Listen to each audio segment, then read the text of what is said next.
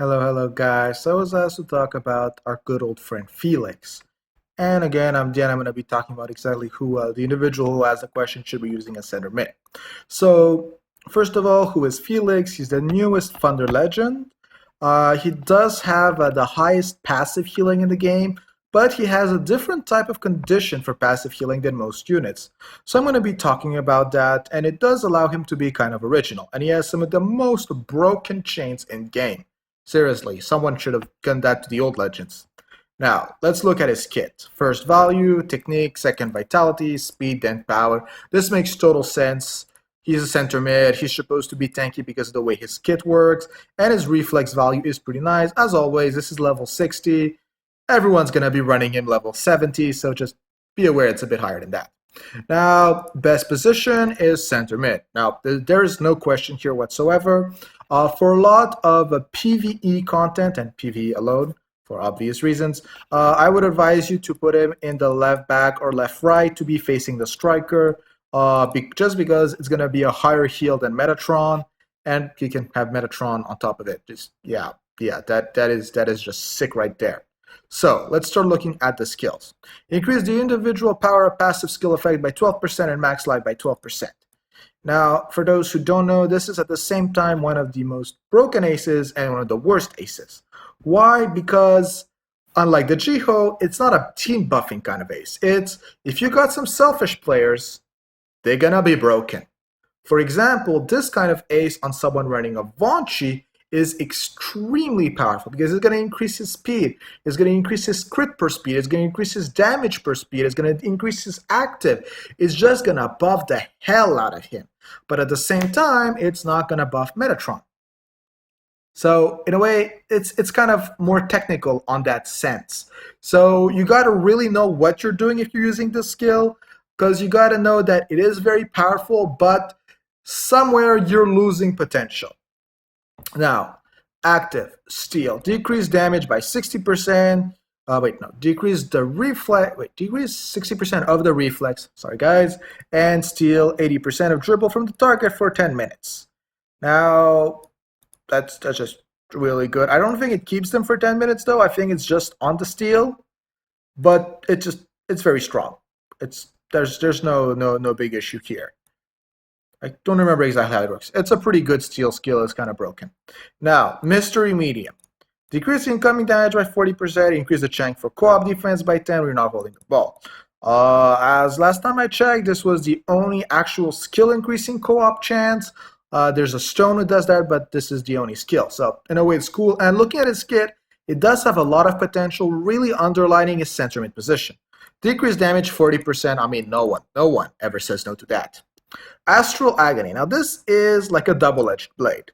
Recover the lost life by 30% and action bar by 5% of ally when receiving critical damage. Now why this is a double-edged blade is very simple, because a lot of the time you're going to try to build crit resistance, but at the same time you don't want crit resistance to be affecting Felix. So a lot of goalkeepers, especially in the rainbow meta, who do run some critical resistance, are going to be countering Felix's passive. For example, running a Celestia might be a little bit problematic in the sense that you still want him to be critted. So you're going to work very hard to get him subs who do not give him any critical resistance at all, as you need him to be critted. That's kind of a rule with him. Now the value of this though is that this is the highest passive healing skill in the entire game. And for those who don't know, this healing value is equal to a healer active. I mean, it's a passive. Just think of that. Someone shoots you, someone super plays you. Right there, you've stacked it twice. In PvE, that's 60%. That's just insane. And unlike most people, it's not when attacked or when being attacked. It's whenever you receive critical damage. The value doesn't matter. It's did you receive critical damage? And I'm just going to go back on that when I'm finished talking about the kit. What kind of way could you make to really maximize the value of that skill without getting totally destroyed? Question of existence. Increase critical rate by 50%, reflex by 50%, and decrease revival time by 25%. I mean, you didn't honestly need it, but it ain't gonna hurt right there. Now, critical rate and reflex 50% right there. Those are some beautiful values. This means even if you don't have the greatest line buffers reflex-wise, Felix should still be able to pull it off. Not to mention, he has a pretty decent technique value to start with. Now increased critical rate 50%. That's just an added bonus. And the revival time, even though it's not the best skill because it does require Felix to die, it can hurt because we know some matches tend to drag out, and you do want your center mid who heals your team to be back as soon as possible. So you don't need to invest that much in like something like a Black Line, Black Ivy just to bring him back or something like that. Now, just looking at his chains, these are off the roof. Nemesis with Metatron and Nemesis with Victoria. These are some of the most common midline units in endgame, just because Victoria, 50% reflex line buff, and Metatron, Team Revive, and one of the oldest center mid players. I think she's like 65% of competitive center mids in the Galaxy League. There was a study done like that near the end. You can go back on Reddit and find it. Rival, Kiki, staple in the Wormwind, and Yuri, staple in the Ardor. So pretty good chance you'll see them. Not every time though. Now, Friendship, Niru, I don't even need to read the rest of them. You know this is going to activate. Worst case, there's Corapilla, but you should have Nerua. Come on, guys. And now, if you're running Rainbow, there's Duke in the list. Now, I'm going to say the Robin and Raclette used to be good, but then they added Glade. And, like, Glade is just better. I'm sorry to say. She just is. She is cancerous as hell, but she's better. That's the fact. So, overall, he has some insanely good chains. Now, how exactly can you maximize his potential? Now, the thing is, you know that unlike most players, you do want him to be critted as much as possible. But at the same time, you ideally prefer that he doesn't die. So what exactly are you going to do to make him survive? Now, this is maybe a bit more valuable when you're playing with him in a PvE setting, so just keep that in mind. What you're going to be looking at actually is something that's becoming more common nowadays, is critical damage reduction. Now, this doesn't mean that you're not getting critted.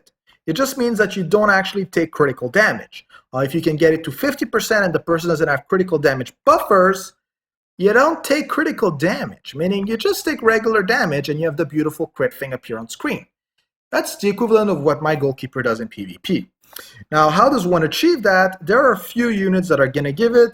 The most notable is, of course, going to be our good old friend Durant, but if you're, again, not running just Mono Thunder, what I would honestly advise you to go look for is our good old friend Shaman. Now, she doesn't have her EE yet, so be patient with her.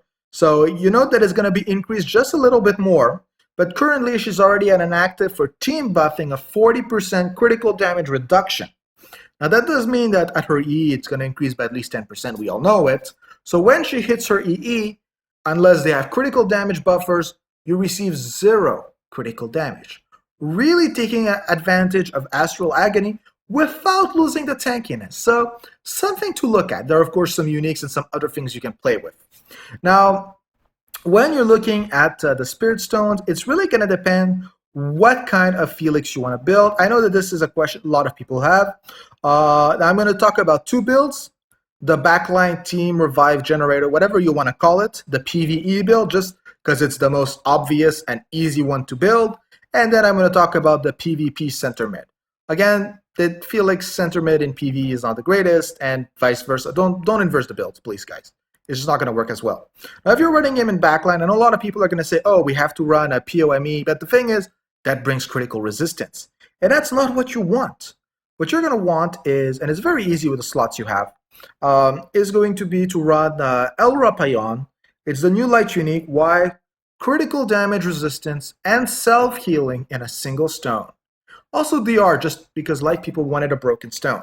So you stick that there, and that's going to help him immensely survive shots and stack as much team healing as possible. I do want to point out his action bar is weaker than Metatron by half, so yeah, that's a little bit less cool. I'm sorry, guys, we couldn't give you people everything. We had to take a little bit away. Then what you're going to want to do is going to give normally Wormwind DR, and you're going to want to give Thunder Life. I'm pretty sure that was it. Yeah, Thunder Life, because you want to be careful. You can inverse them Thunder DR. You just do not want at any point to give them a Thunder Defense, because that has critical resistance in it. So that's the only stone defense-wise you don't want to give. Actually, I would say Thunder DR is better, because that also generates Spirit, if I remember correctly.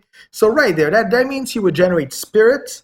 he would be pretty much indestructible. He would generate life and he would generate action bar for the entire team.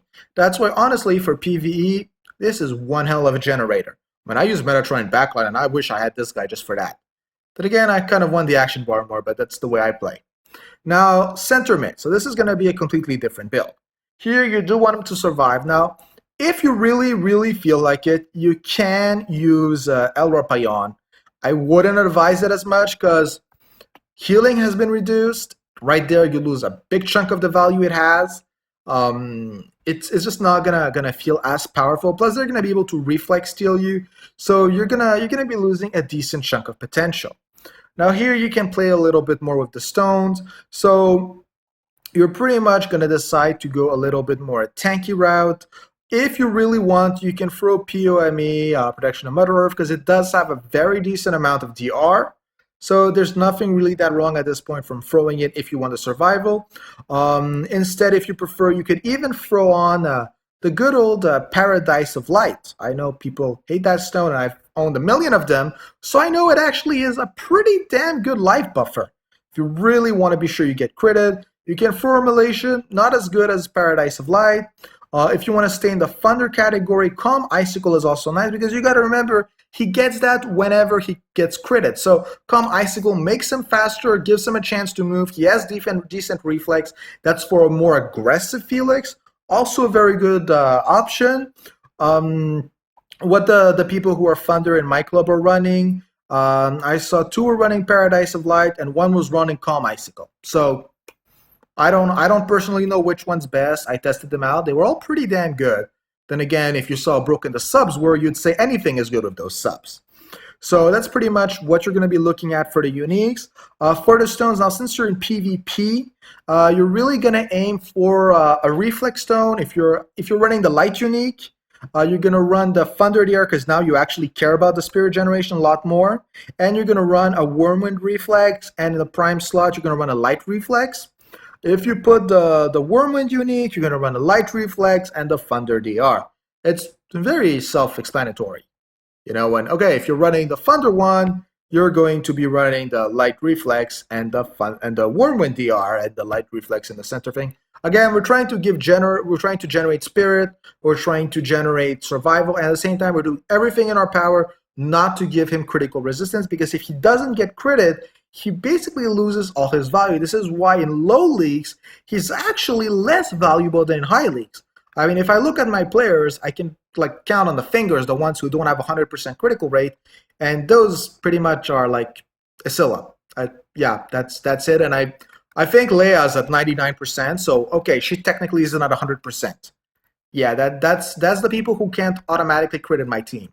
Conclusion is, end game, we all crit each other to death. This is why I love Shaman's Active so much. So I hope this helps you guys understand the idea of Felix, and just to talk about the person who specifically got it. So if you're done with the review, you can close the video. If you have the choice between Felix, Bell, and Celestia, I do want to say once again, you gotta be careful because Celestia lowers critical rate, but Felix is the better center mid of the three, just because he's going to give a very high amount of heals and is going to allow you to not use a healer in back line. Now, Bell, put her on one of the sides. That's going to work fine. And depending if you're Mono Thunder or not, I would advise putting Celestia on the side. Again, look at the formation. Put Bell behind where the striker is, because you don't want them to hurt Bell to start with, because the minute she loses life, she gets weaker, and then she's not going to attack. And you want them to kill Celestia because, well, that debuffs the enemy team. They attack Felix, that buffs your team. It's kind of the usual gig. I mean, that's why I have Duke and Metatron facing people who have a chance to penetrate. So I hope that answers all the questions. Again, sorry for taking so long for the videos, and if you have other questions, leave them in the comments below. The usual gig. Have a good day, guys.